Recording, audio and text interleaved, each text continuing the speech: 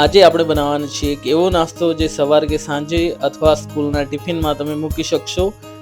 આપણે બનાવવાના છીએ ચીઝ પટેટો બોલ્સ.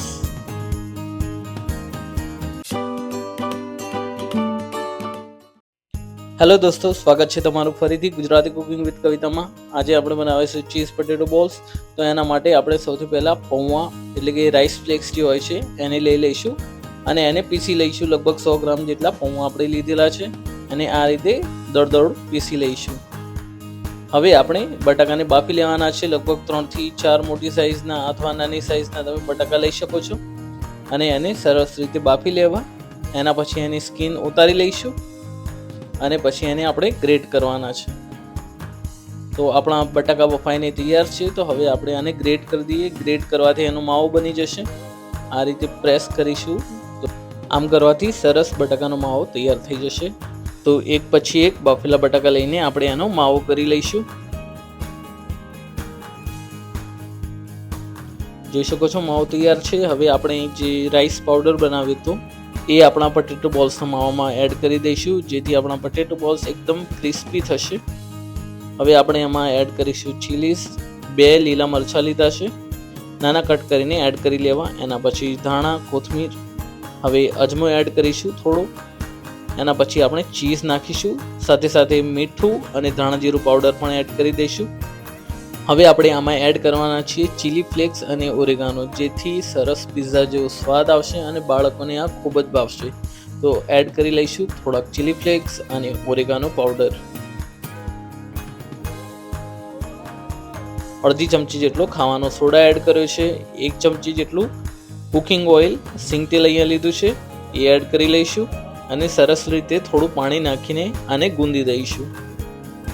હવે આપણે બાઇન્ડિંગ એજન્ટ તરીકે ચણાનો લોટ એટલે કે બેસન એડ કરીશું, જેથી આપણો લોટ સરસ બાઇન્ડ થશે અને એના બોલ્સ બનવામાં સરળતા રહેશે.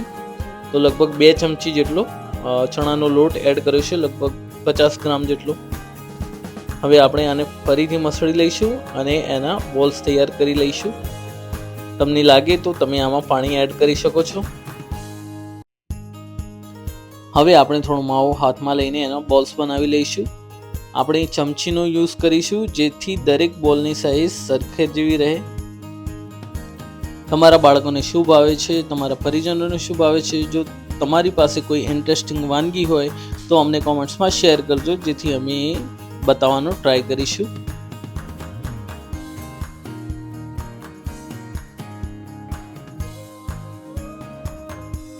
તો આપણા બટાકાના ચીઝ બોલ્સ બનીને તૈયાર છે. હવે આપણે લઈશું પનિયારમ પેન. આને પનિયારમ પેન કહેવાય છે. એને ગેસ ઉપર સરસ રીતે હીટ કરીશું. હવે આપણે દરેક ખાંચામાં થોડું થોડું કુકિંગ ઓઇલ નાખીશું અને એને થોડું ગરમ થવા દઈશું.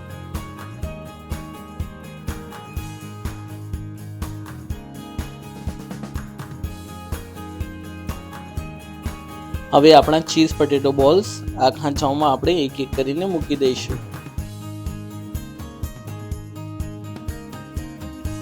પટેટો બોલ્સને આપણે લગભગ 2 થી 3 મિનિટ સુધી એક સાઈડ કૂક થવા દઈશું.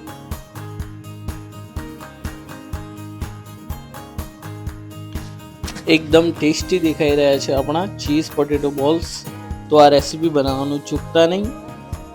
હવે લગભગ 2 થી 3 મિનિટ થઈ જાય એના પછી આપણે આને એક એક કરીને પલટી લઈશું. ગોલ્ડન બ્રાઉન થવા દઈશું એક સાઈડે. એના પછી આપણે પલટી લેવાના છે. જોઈ શકો છો કલર હવે ચેન્જ થવા માંડ્યો છે આનો. તો આને પલટી લઈશું. આ જ રીતે થોડી થોડી વારે આને પલટીને દરેક સાઈડે સરસ રીતે શેકતા રહીશું, જ્યાં સુધી એ થોડા બ્રાઉન ના થઈ જાય. બોલ્સ પલટાઈ જાય એટલે આપણે ઢાંકણું વાંકીને એને અંદર કૂક થવા દઈશું. આપણા પટેટો બોલ્સનો કલર એકદમ સરસ દેખાઈ રહ્યો છે અને અંદરથી પણ હવે કૂક થઈ રહ્યા છે.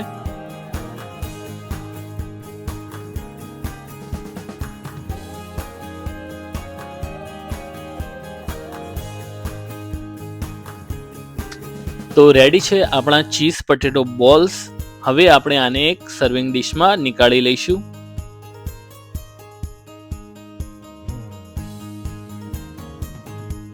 એકદમ ટેસ્ટી બન્યા છે આપણા ચીઝ પટેટો બોલ્સ. તમારા બાળકોને ખવડાવો, તમારા ઘરે બધાને ખવડાવો અને અમને કોમેન્ટ્સમાં રિવ્યૂ આપો કે કેવી રેસીપી બનેલી હતી. આજનો વિડીયો જોવા માટે ધન્યવાદ. આપણે મળીશું નેક્સ્ટ રેસીપીમાં. આજના વિડીયોને લાઇક કરી દેજો, અમારી ચેનલને સબસ્ક્રાઇબ કરી દેજો. Thank you, bye. આપણે મળીશું નેક્સ્ટ રેસીપીમાં.